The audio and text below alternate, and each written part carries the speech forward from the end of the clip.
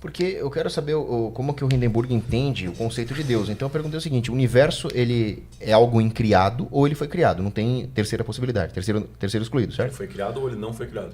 Sim.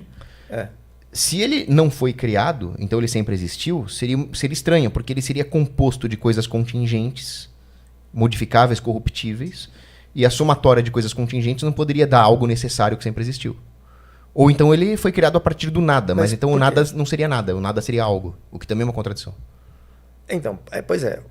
Aí tem vários pontos. Primeiro, a gente estava chegando o modelo que nós temos do próprio Lemaitre, que era padre, ele não trata da origem, assim, se interpreta que houve uma origem, mas ele não trata, o modelo que nós temos ele é baseado nas observações de que se as galáxias estão se afastando, todas elas, de qualquer observador, qualquer ponto de referência, elas estão todas se afastando, provavelmente, essa é uma hipótese simplista, mas é o que se adota, provavelmente no passado elas estavam mais próximas, e cada vez mais próximas, e num certo momento estavam todas no mesmo ponto. É uma hipótese até ingênua em muitos aspectos, mas que se assume. Teve em 1950, o Pio XII fez não sei se foi o Pio XII ou Pio XI, acho que Pio XII, né? Pio XII em 1950 é Pio XII. Ele entrou em 1939, né? Pio XII. Ele fez uma palestra no Academia de Ciência do Vaticano, ou algo assim, e ele falou sobre a teoria do Lemaitre como sendo consistente com a Bíblia. Posteriormente, em 1951, ele teve uma reunião com o Lemaitre, e o Lemaitre explicou que, do ponto de vista dele, não havia aquela conexão. Isso não é um problema, até talvez em alguns pontos positivos, isso, para a religião também, né? E depois disso o Pio XII não voltou a repetir, o Lemaitre pediu que ele não fizesse essa conexão, porque não era bem aquilo que ele queria mostrar e tal, e depois chegaram a consenso em relação a isso. Mas isso também não é um ponto relevante, mas com relação à expansão. Então tem um processo de expansão do universo, que nós observamos empiricamente, e aí tem vários pontos que é contestável se existe de fato essa expansão, mas é muito provável que exista. Né? Não tem contestações robustas ao modelo atual. E se existe essa expansão, então no passado deveria estar tudo unido num ponto. E esse ponto seria a singularidade, né, que poderia ter dado origem ao universo. Então nós não temos um modelo físico, científico, que trata da origem do universo. Trata da situação atual e trata de períodos anteriores. Mas chega um ponto, a partir do tempo de Planck, 10 elevado a menos 43 segundos, 5,39 vezes 10 elevado a menos 44 segundos, nós não sabemos, nem dá para usar a física atual para tratar do que acontecia antes daquele momento. Então não chegamos ao tempo zero, né? Supondo que as outras hipóteses sejam verdadeiras. Quer dizer, que não começa ele pode ter começado a se expandir a partir de um ponto, ele pode ter ficado latejando, tem muitas outras hipóteses. Em né? suma, a ideia é, você está criticando a terceira via como um argumento que prova a existência de Deus, né, e Deus tendo criado o universo, mas você não está dizendo com isso que existe alguma teoria física atual que seja capaz de dar uma explicação melhor. Não tem... A física não trata da origem. A origem não é explicada pela... Certo. O próprio Lemaitre, ele tentou explicar isso acho que foi o Pio XII, que ele tentou explicar que não tratava da origem, ele tratava de um certo ponto para frente. Mas o meu ponto é o seguinte, né? Independentemente de qual teoria física nós vamos aplicar, logicamente é impossível nós nos referirmos a algo como antes do tempo, porque antes é um advérbio de tempo. Exatamente, esse é um problema. Isso é Santo Agostinho. Então, o meu ponto é, ou o universo veio a ser, ou o universo não veio a ser. Se ele veio a ser, ele veio a ser... Aqui, né? Se o universo veio a ser de alguma coisa contingente, então essa contingência também faz parte do universo. Sim. A única explicação para a existência do universo ou é que ele sempre existiu, ele não veio a ser, ou ele veio a ser criado por alguma coisa que transcende ao universo físico. Essa parte de criado é que está pressupondo um agente criador, né? Essa parte que é... Então, nem estou pressupondo ainda. Estou falando ou existe um agente criador ou ele sempre existiu. Não, ele pode ter surgido sem necessidade de um agente. Ele pode ter surgido de uma forma espontânea, né? Então, aí entra o meu problema. Tá. Que é o problema parmenídico, né? Como é que o nada poderia fazer surgir alguma coisa?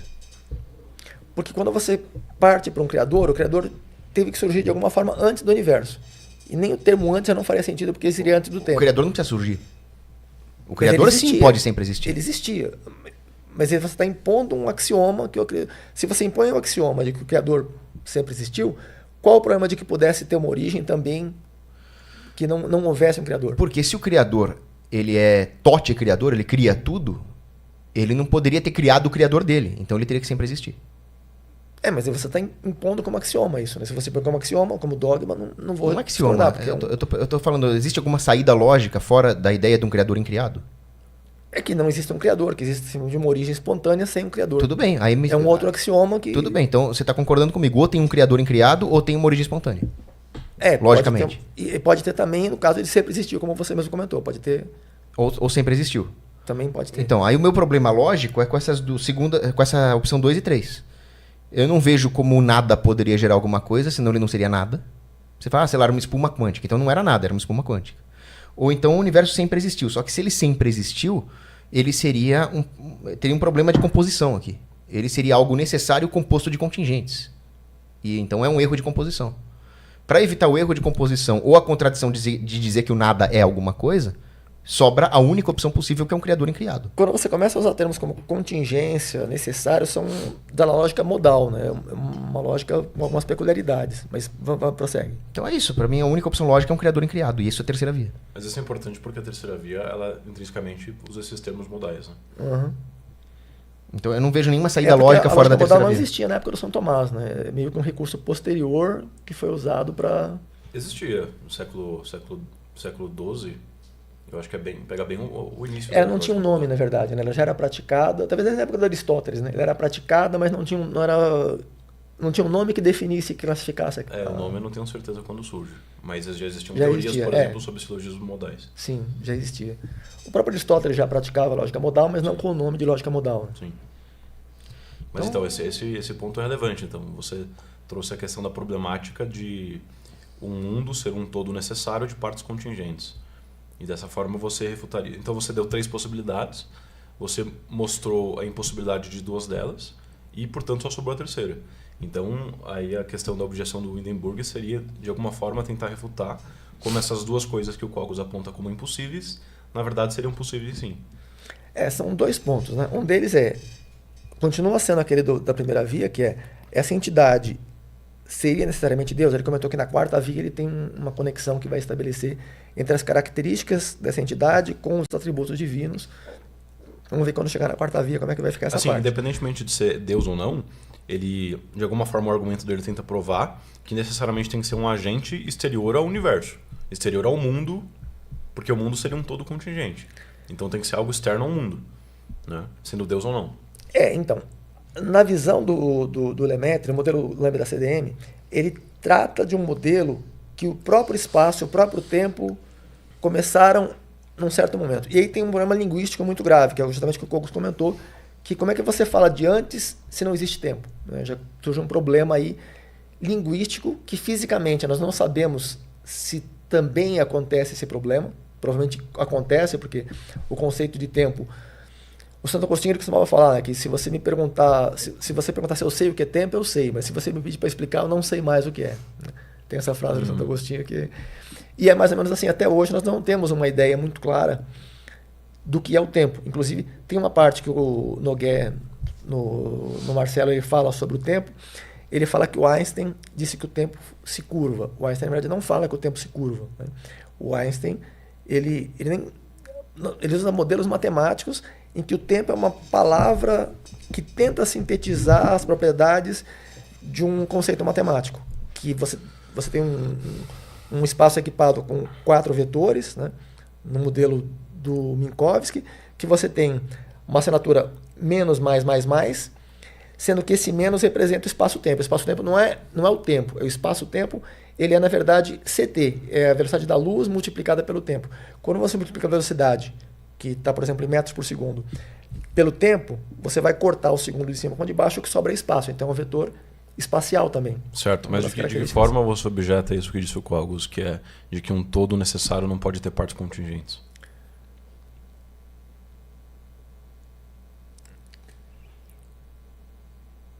De que um todo necessário não pode ter partes contingentes. Na verdade, eu acho que ele teria que provar por que um todo necessário não pode ter partes contingentes. Porque ele tem que ter partes contingentes. Né? Bom, de fato você fez a afirmação primeiro, então acho justo que o ônus da prova seja seu. Essa é uma das regras, inclusive. Porque o São Tomás tem muitas coisas que ele prova que é possível, mas ele não prova que é. Que, tipo, essa é uma conclusão inequívoca e inevitável. A ideia é muito simples. quando você tem a passagem de contingente para necessário, você tem uma mudança qualitativa. Se eu falasse só na soma espacial e temporal de contingentes, eu teria uma variação quantitativa de resistência, por exemplo. Eu não consigo dar um salto qualitativo só somando partes contingentes.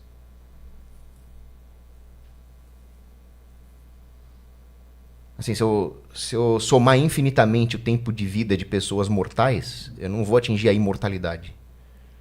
Porque o sistema tem que começar e terminar. A soma de infinitos você realmente não chega a infinito. É exatamente isso. Sim. Você vai saber disso melhor do que eu. Se eu tomar o conjunto de todos os números naturais, ou o conjunto de todos os números racionais, ele é infinito num senso impróprio, ele não é o perfeito infinito. Então é impossível dar um salto qualitativo somando coisas finitas, né?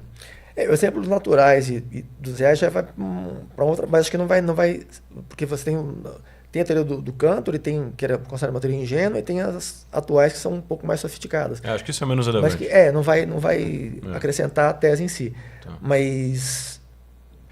Você vê a validade do argumento analógico dele? Ele faz uma analogia. Eu acho que talvez, pelo menos não enxergo o problema nessa parte da contingência. Acho que talvez seja válido, fica pendente a questão, mas acho que pelo menos de imediato eu não vejo um problema.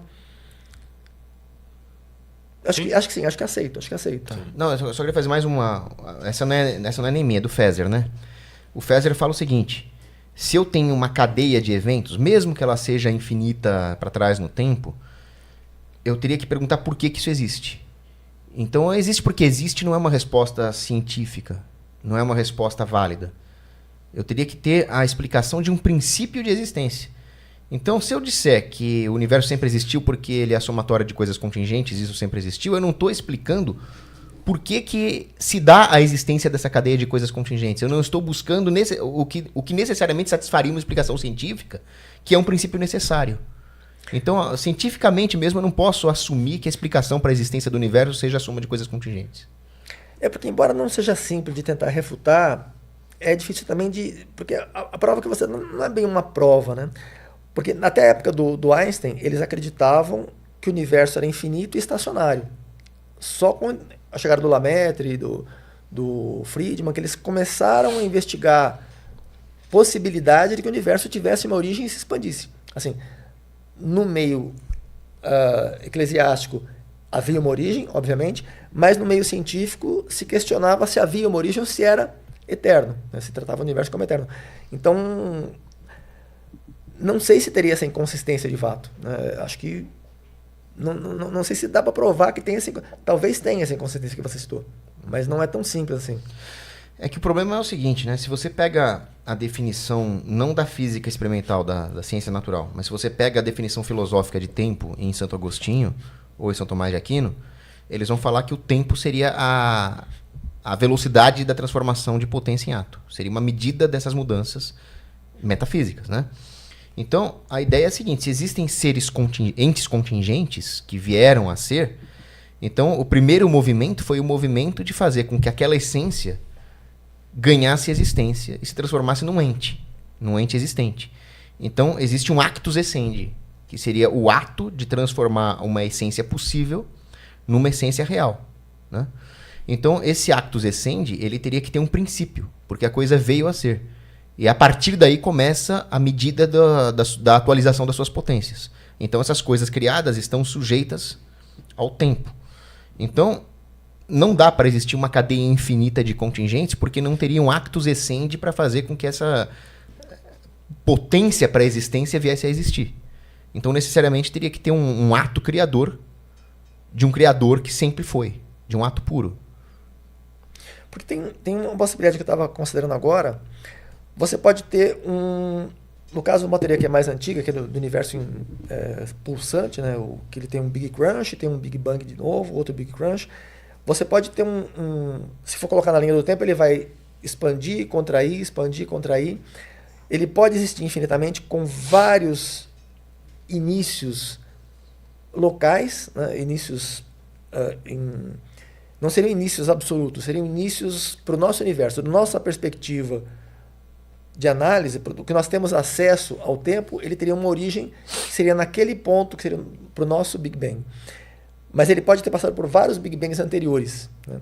E não tem impedimento, na verdade, para que isso possa acontecer. Então, e sem contar a abordagem também que o Einstein, praticamente todos os cientistas da época, consideravam que era válida.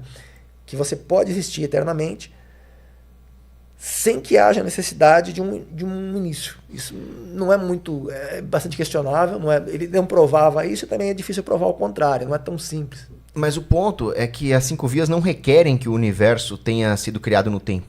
Mas próprio, que existe o início. Então, ela se baseia no motor imóvel aristotélico. Eu concordo que provavelmente há um início. Concordo também com a existência de Deus e que Deus criou essa parte toda, eu concordo com isso. A única parte que eu discordo é que as 5 vias realmente... Vamos prosseguir. Mas o que eu acho que é a parte das 5 vias que não, mas aí que tá. Não são totalmente conclusivas. Né? O filósofo que inspirou as 5 vias, que é Aristóteles, que falava no motor imóvel, ele assumiu o universo eterno.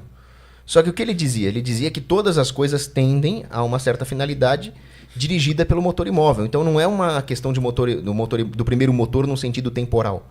É o primeiro motor no sentido de princípio que subjaz à existência das coisas, ao ato de ser das coisas, e que funciona também como uma causa final.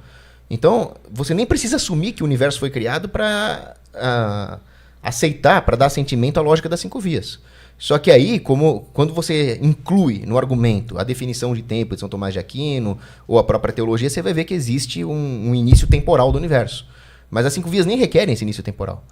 Porque elas não dizem respeito à temporalidade, elas dizem respeito a um princípio inicial, a um princípio absoluto que faz com que todas as coisas sejam o que são e inicie a atualização da potência das coisas. Inclusive a primeira atualização, que é fazer com que a essência ganhe existência.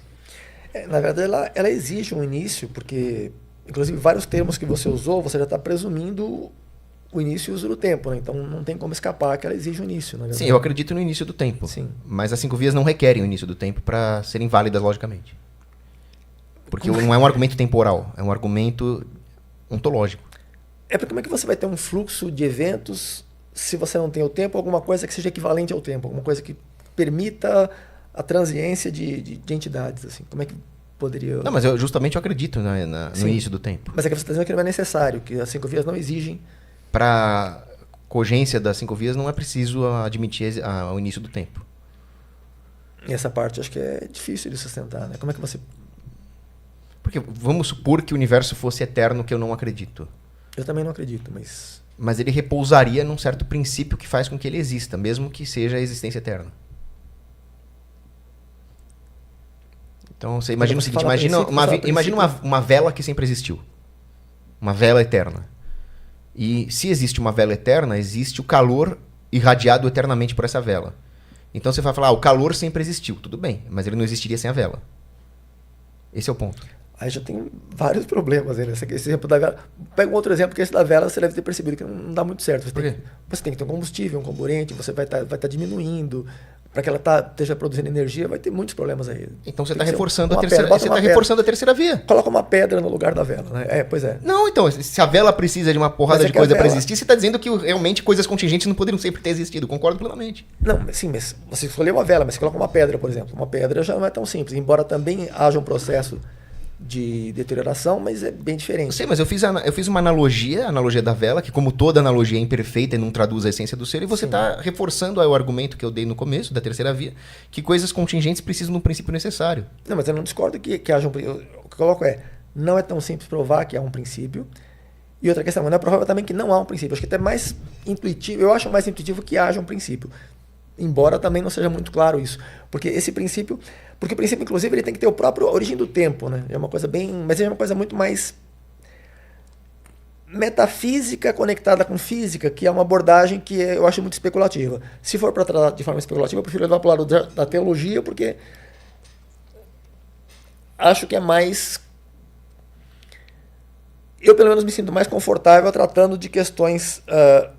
que sejam especulativas do ponto de vista teológico e não metafísico. Porque metafísico eu vou querer me prender na física, eu não vou querer tratar de uma forma que me distancie demais da física, exceto se for por meio da religião. Né? Então, mas enfim, o ponto que você citou, que